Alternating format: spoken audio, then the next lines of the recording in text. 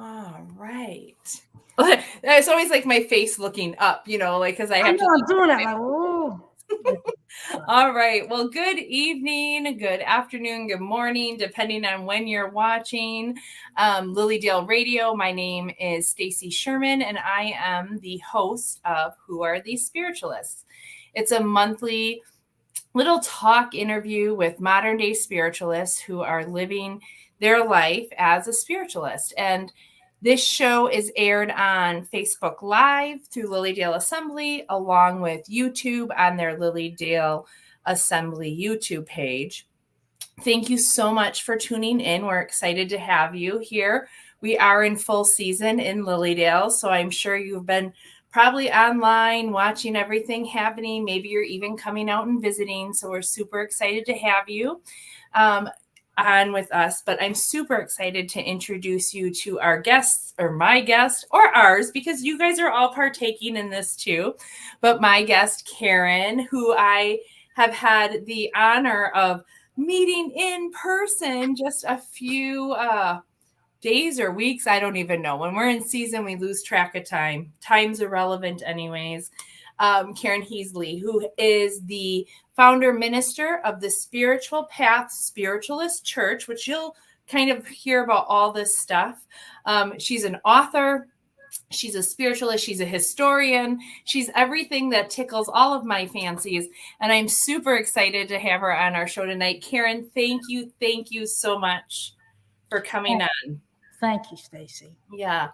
I just want people to just know a little bit about you and how you came into spiritualism, Karen. Well, when I was 5 years old, I had a near-death experience.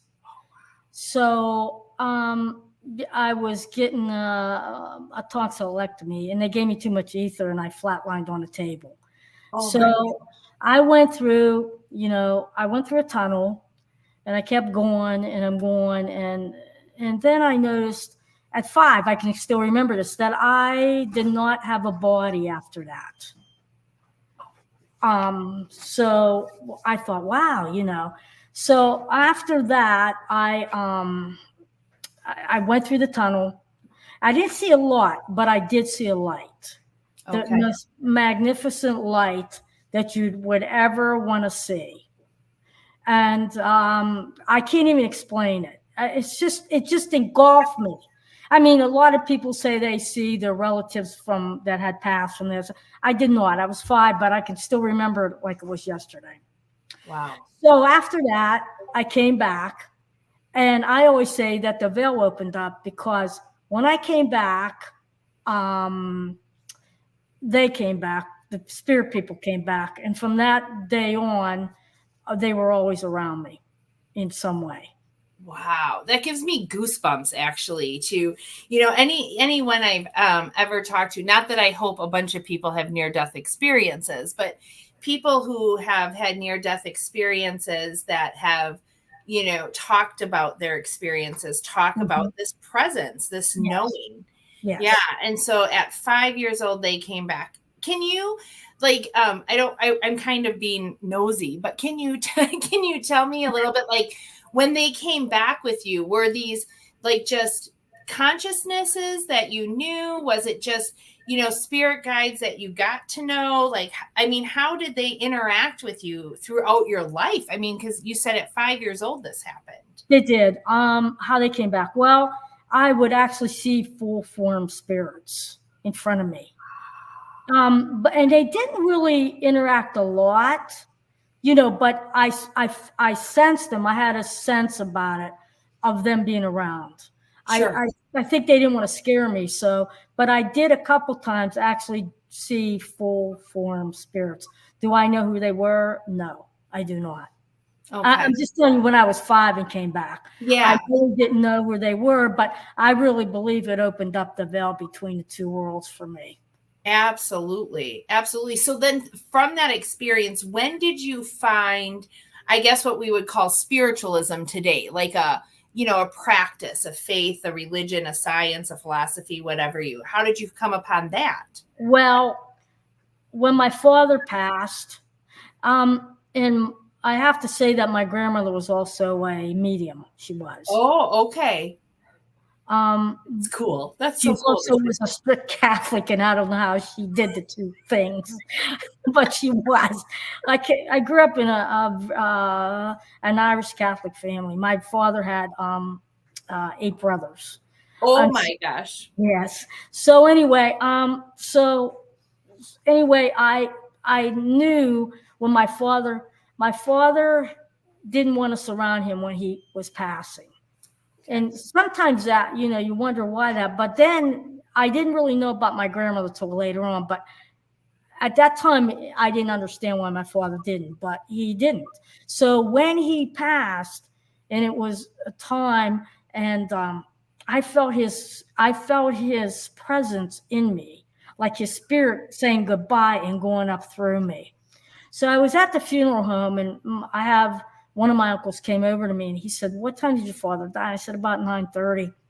And he was one of the quieter brothers. And Okay. he looked at me and he said, "He visited me too." Oh my. When he passed. So, and then my mother passed. And I mean, I put my gift on the sideline for a while. I went to college and I studied sociology, psychology, and criminal justice, and I became a social worker. And so I put it, it just wasn't time, right? Yeah. It just wasn't time. Sure. So then my mother passed, and the same thing happened. I felt her gone, and then I said to myself, well, you know what? I have to do something with this. Because if I can bring comfort to others when their family and loved ones transition, then that's where I want to go, and that's what I want to do. But I had one requirement, and that was, I said to the spirit world, because I did talk to them. I said, I want somebody that's a really good teacher to teach me this. Sure.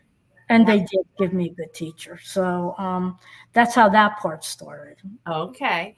So let me just talk about 2 things that I heard you talk about that I love. One is that I love that you use the word transition, because I think that, as spiritualists, you might hear us pray for people's transitions. Right. Or because we usually don't use the term death, because we don't believe that we die. So I love that. I just wanted to point that out, because I know some of our listeners, when they're listening in, maybe they're longtime spiritualists, maybe they're just trying to figure out what it means to be a spiritualist or what spiritualism is.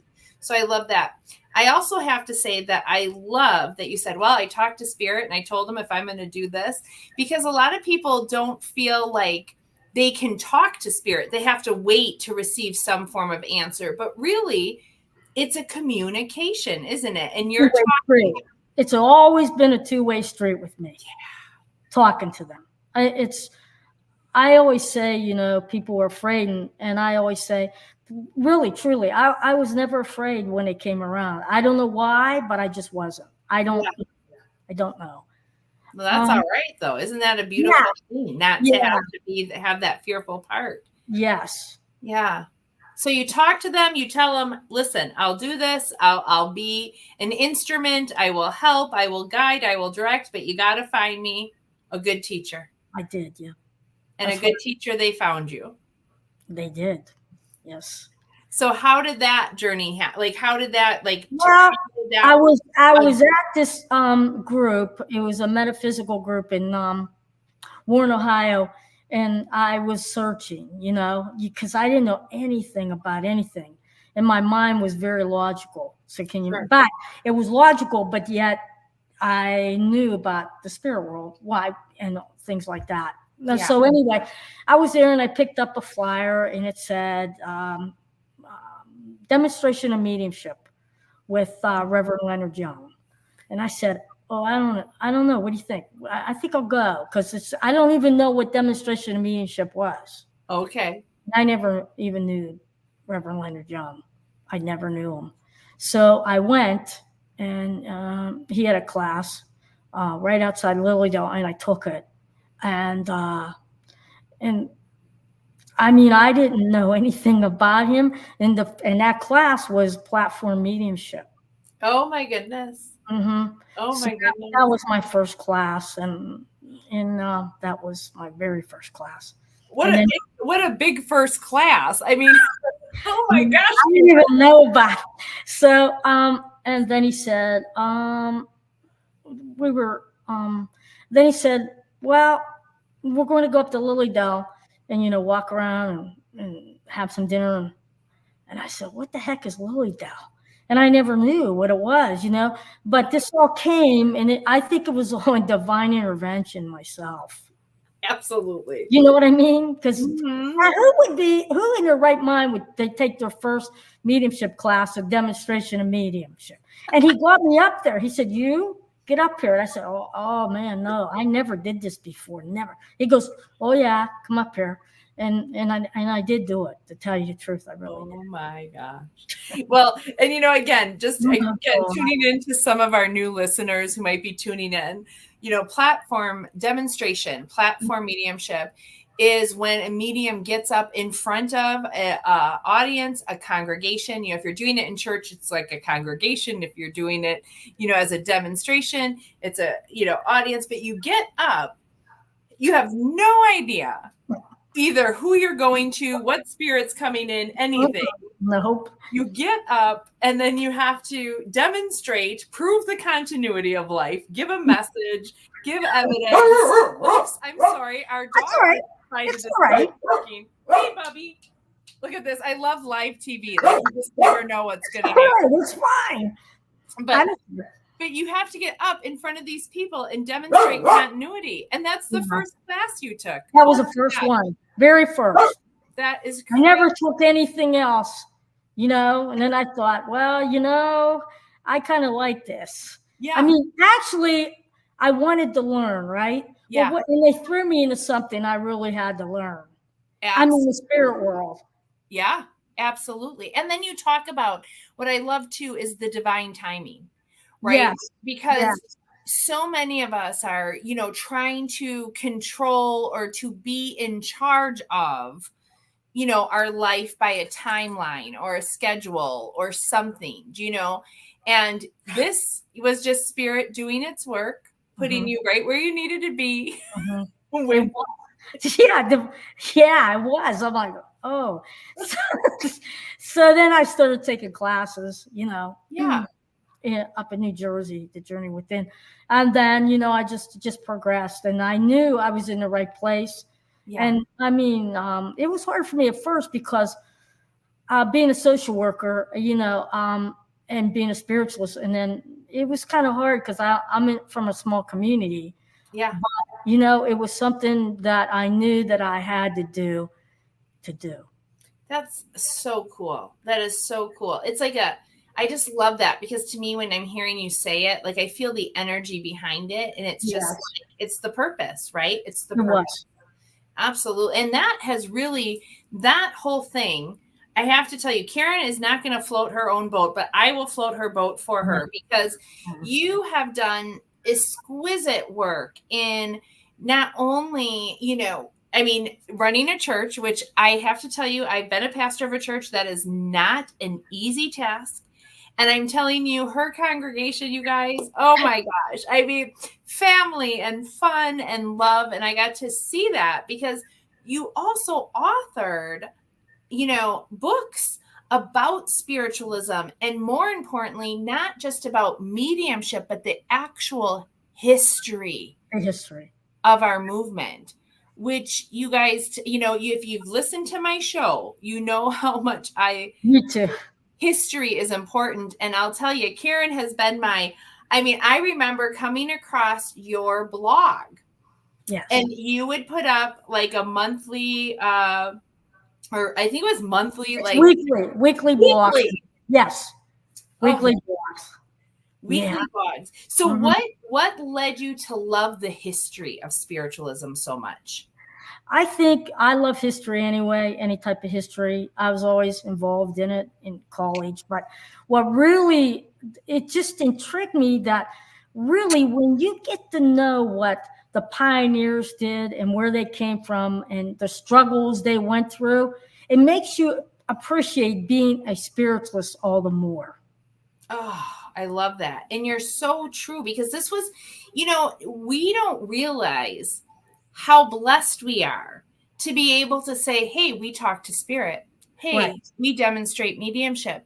I mean, that stuff was taboo and fought against. And I these know. people just stood and paved the way for us to be able to say that. Yeah. Now, tell me, I own like most of your books and I don't have them all here, but I do, I should have them. Like I should be doing No, them. I have them here if we will need to see one. Yes. Okay. But tell me, what book did you write first out of all your books? I wrote, can you see the Stace? I don't know where. Yeah. Right here. That's the first one. It's Treasures from the Spirit World. Yeah. And why I wrote this, it's many aspects of what spiritualism is. A lot of people don't know what physical mediumship is, what mental mediumship is, what trance is. And this book here is a precipitative painting from the spirit world. Oh, love That's what it that. is. So, and who knows about precipitative paintings? I mean, I didn't know about any of these things.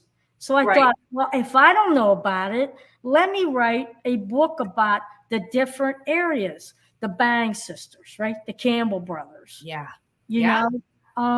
But if you think about it, somebody just coming into the fold. In fact, when I was up doing a book signing at your establishment, a woman came up and she said, I'm new to this, new to spiritual. I'm new to it. She said, what book would you recommend? And I said, this one.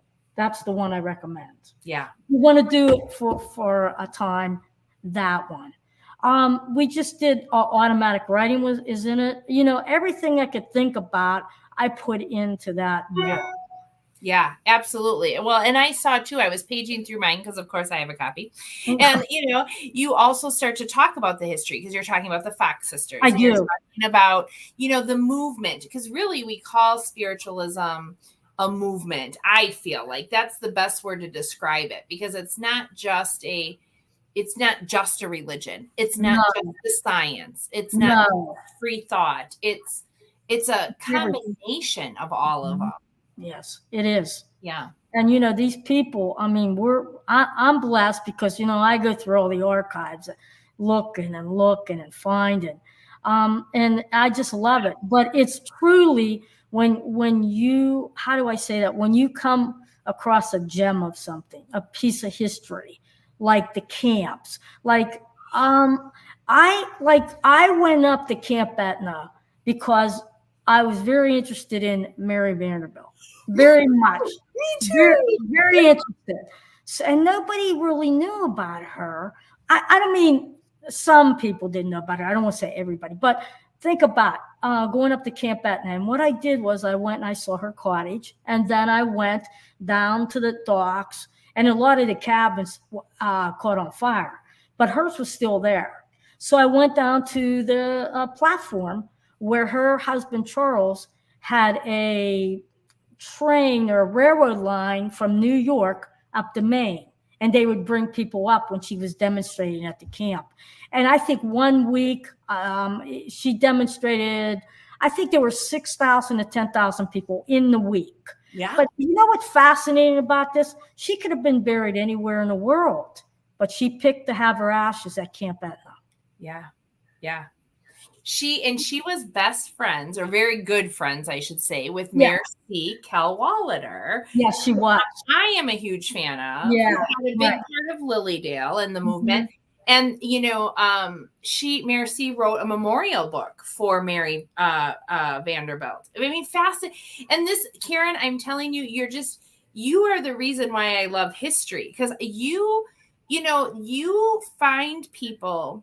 A lot of times, and again, no disrespect, we always talk about the Fox sisters. I know. Spirit, or, there's certain people that we always hear about, but yet there's hundreds, if not thousands of more who have done the work of spirit too. And you and your weekly posts, your books, that brings us to my other favorite book, the Seers, Mediums, and Spiritualists book, which, you guys, is a phenomenal book to read about all of these different mediums from all over. I mean, so many states, not just, not just even the East Coast or Northeast area, but like all over the U.S. and some across the pond, right? And England and yes, both. places. I have to tell you a story with my relatives. So so we were having dinner, and my cousin is an avid reader, not in spiritualism, but just in history books. He was a history major and taught history. And so he was the Lusitania who died. It sunk in 1917.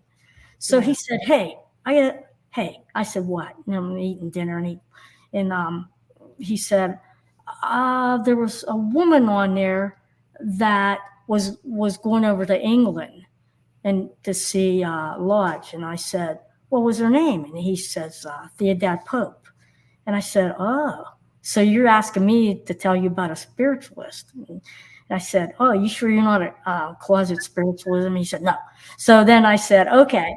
So I looked her, and I took that little piece that was in that book he was reading about, and I looked her up, and yes, she was trying to get established at Harvard University, and it didn't happen. And she was going to England, and that's where they sunk the ship. And so when she came back, she sort of got out of spiritualism. But one thing people must know about her, she was the first woman architecture in America. Really? Mm-hmm. So now you have just, let me just pick up this. I'm trying to find my piece of paper while I'm talking to you, because now here's another fun fact, Karen. Here's a tidbit of information, and see where you can take it. Okay. I was visiting my really good friend, Michelle, who lives in Lansing, Iowa. Okay. And she jokingly said to me one morning, "Let's go for a walk." And I said, "Oh, sounds good." Well, the walk was a hike up this gargantuan cliff that is in Lansing. And we were walking up that. She was walking. I was like this, trying to move, like, because she just like had me going. But she started telling me a story, and now hopefully you can find some information. She was telling me a story of how this cliff got named. And it was because Lansing's right on the Mississippi, right there, Iowa, Wisconsin, Minnesota border. And the boats would come up, and they did a contest to whoever could run up the hill and be first got to name the cliff or the mountain or whatever you want to call this. Okay. And it was a woman from France. And it's like Hosmer or Hammer. I'm not sure. Maybe you can find out. But anyways, my friend was telling me that she was reading like an old newspaper article that not only was she a woman who won running up in Victorian skirts. Yeah. She was also an open same-sex woman. So she was out in that time period. Right. And she also was a spiritualist, but she doesn't know much more than that. So maybe you know what her last name is? Well, I don't. I'll have to email it to you. I'll call my friend Michelle. Oh, here's my dog again. She might be in a book. She might be in a book, The Seers, if you get the name, because it's in alphabetical order.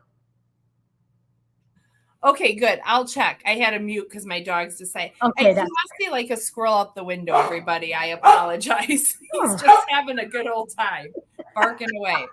But yeah, I will look, because I wonder if you might even Homer. There might be. Yeah, like there's a name like that. I think there might be in that Spiritualist, Seers, and because my name sounds familiar. That's why I'm saying that. I'm sure it probably is, who knows? But anyways, I love those. I love that you can take information from somebody and then be able to go in, track this, and find out. That's awesome. All right. So seers, mediums, and spiritualists must have. Second book. Well, not the second, because you've written how many total? 3. I'm thinking. Okay. No, but I didn't write this one. But this is really a good one, Unseen Powers. Yeah, tell me about that one, because that is kind of one of your newer ones, isn't it? Well, I didn't do it. We just Okay. helped it get published. Alex Gilchrist did, and it was with Ron Baker, who actually did a lot of automatic writing from the spirit world, and Okay. there's some other things in it. But it's, you know, it's a piece of history. It's a Yeah. piece of history that, thank God, will not be forgotten. Exactly. Exactly. That's so amazing.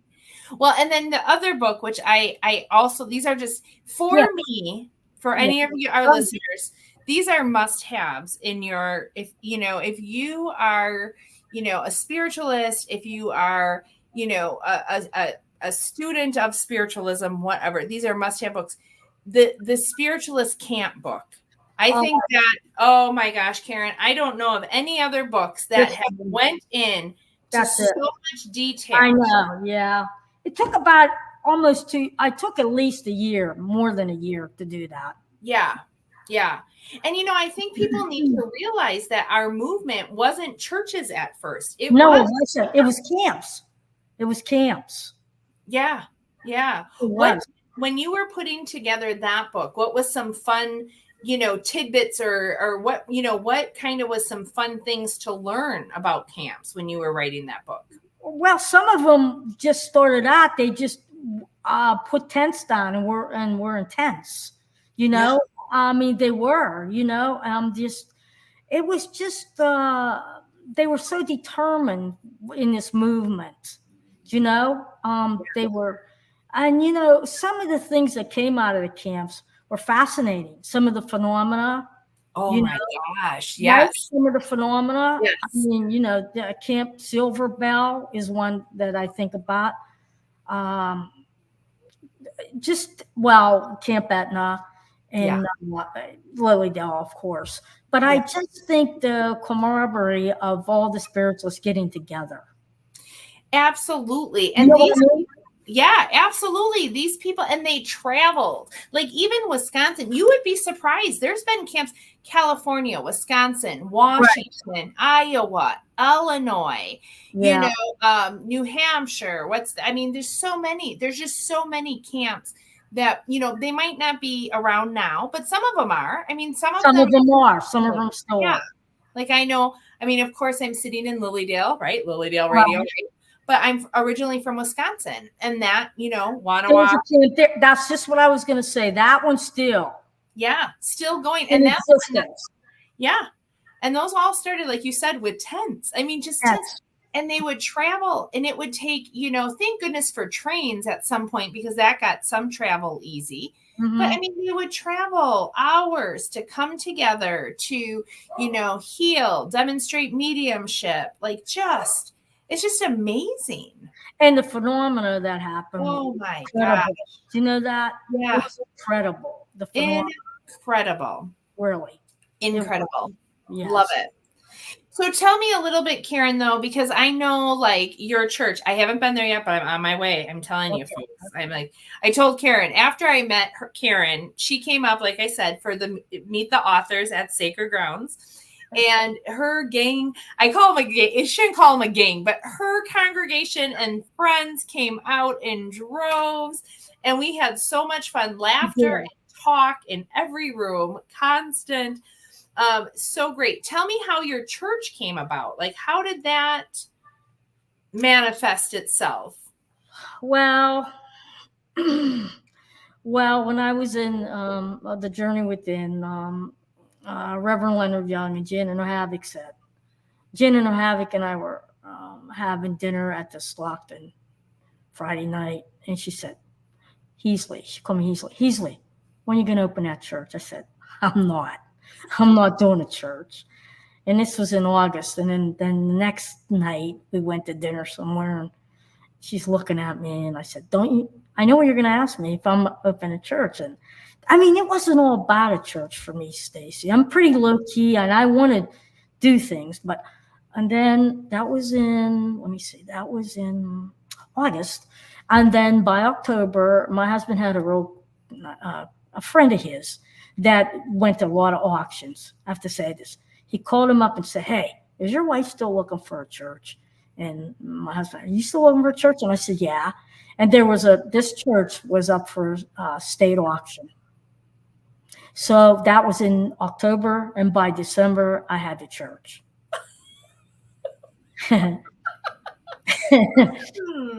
Divine timing. Yeah. Yeah. You had to do a lot of work here, but I don't mind doing it. It's a beautiful church. I had, a local artist from the community come and do a mural on the front of the church. That's on your website. Yes. That's on your website. Yeah. Yeah. And we did it together, I wanted it a certain way. And I have to tell you how that come about. So he was putting the spirit lights on going up to the bridge. I call it the bridge between the two worlds. Okay.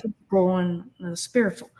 And they were like yellow blogs. It was 10:30 at night. And I'm looking and I'm saying, finally I said, Spirit, I said, hey, guys, you got to show him how to do this.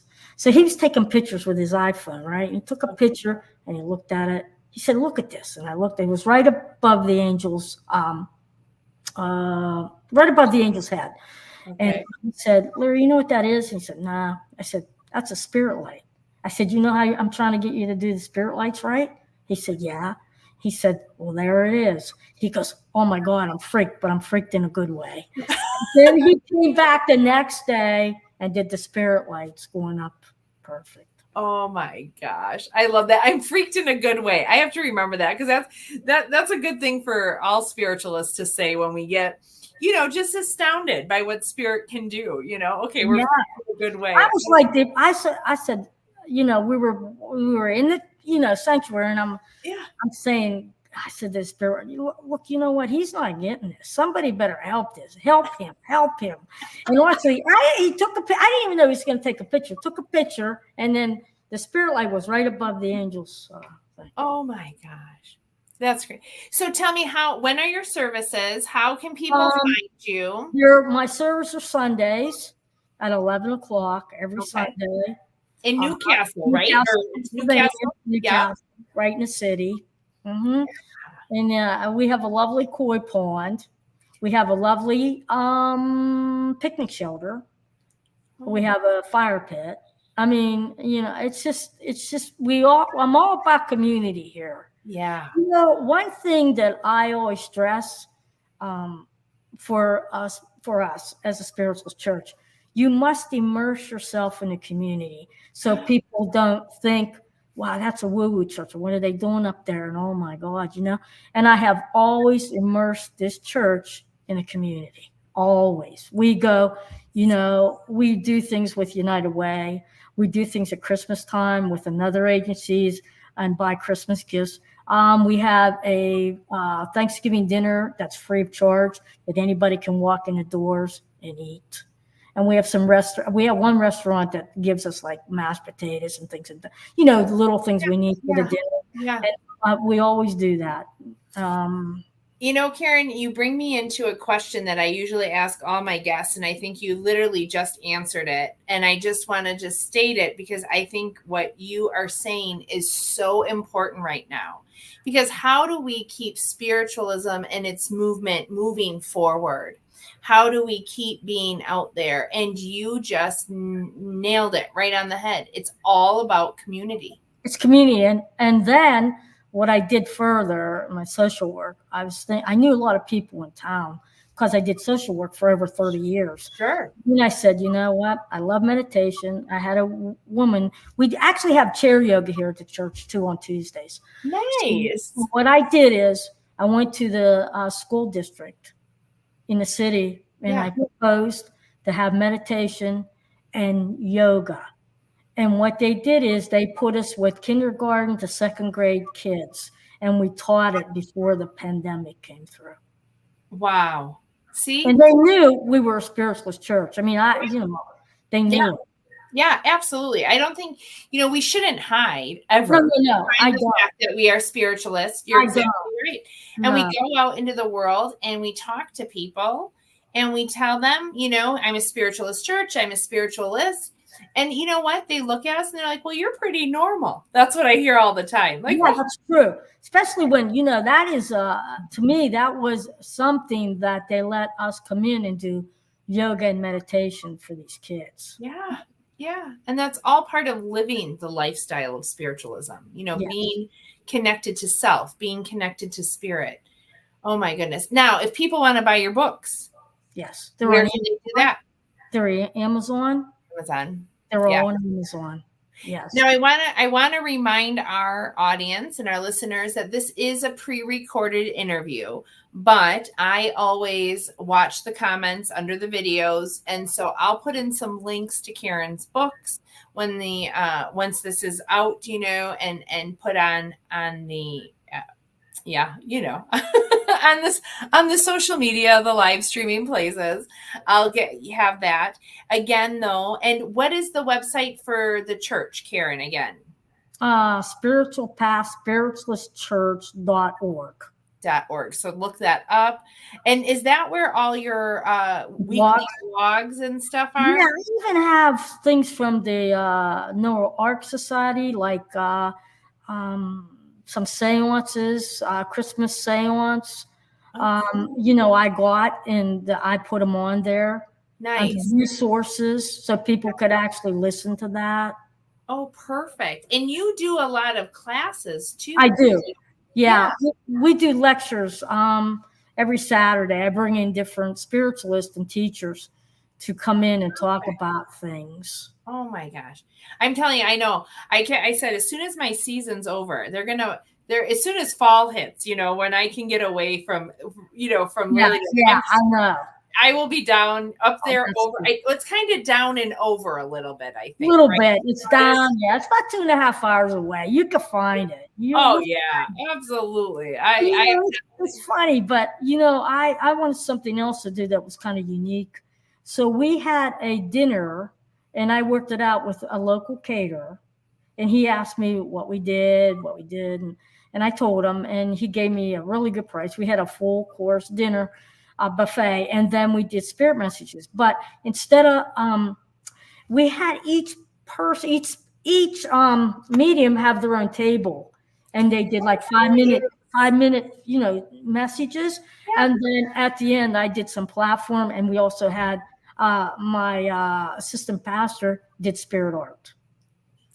I love that. I love that, Karen. I feel like we went full circle in this interview from your very first class, Platform Decorum, to doing platform in your own church as a fundraiser is quite amazing. It is.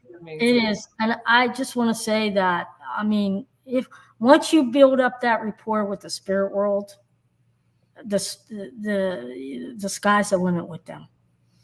You have to build up your own rapport with them. Yeah. And I believe that that myself as a medium will always do them justice and do service for them here. Yeah. Lionel Owens came and did a lecture one Saturday for me, and I'll never forget what he said. He said, "Spiritualism is the hope of the world. Spiritualism is the hope for the world." I love that. That's what he said. Oh my gosh. Yeah. And I love it. And I think, we have to remember that our main job is to connect the two worlds, because once you know that, then you've got your perimeter set. You're bringing in messages, from the people on the other side that aren't really gone, but you're their voice. You bring in the memories, you bring in the love, you bring in where they lived. And then the ones here that are missing them so much can connect with those memories and say, oh my God, they're not really gone. They're just a breath away. Yeah. Thought away. Absolutely. Oh, that's beautiful. Karen, I can't believe we could probably spend 8 hours Okay. You know, I mean, I can't even believe it, but I do want to thank you so much for agreeing to come on my show uh, Mhm. and share so much information about you, about your journey, about spiritualism, about spirit. And I think that we're ending on the most beautiful, inspired words, you know, of that, you know, make your own connection and work on, you know, your connection with the spirit world. And I love what Lionel Owen said, right? He did say that. I want Yeah. to. Yeah, he said that, and I wanted to hold on one second. I'm so one thing here. Yeah, no. I want you. Anyway, Mary Vanderbilt did a quote, and she said, "I find that spiritualism is a good way to live by, and I think it will be a good way to die by." Oh, Karen, that's like I don't feel like I want to say anything else after that Okay, profound statement. Like it's just so wonderful. I can't thank you enough. I can't thank you enough for being on my show. Thank you, thank you, thank you. To our listeners, thank you for tuning in. Thank you for listening to this interview. Remember to check out Karen Heasley at her church, the Spiritual Path Spiritualist Church. Her books, like I said, are just a wealth of information that will help guide you and teach you about our movement and what is all, you know, all the beautiful people who have brought that movement forward and what to do. I do want to remind you this is pre-recorded, but we will look for the comments, answer questions as we can. This is our monthly show, or Stacy's, I said ours. Karen, I'm just making you part of my show. You're a co-host. This is part of our monthly Lilydale Blog Radio, our monthly Who Are These Spiritualists? And I welcome you to check out all of our other mediums and hosts of different podcasts and shows. We have Willa and Nancy Lombardo, Colleen Vanderzeit and Celeste Elliott, Tiffany Hopkins, Kathleen Bolt. I know there's just a plethora. I might probably missing a few too. And you know, some are on a little bit of a hiatus because we're in season, but you know, stay tuned, look at our past videos, watch our past videos too. So thank you everyone for tuning in. And we will see you next month in August for Who Are These Spiritualists? Thank you, Stacy. It's been a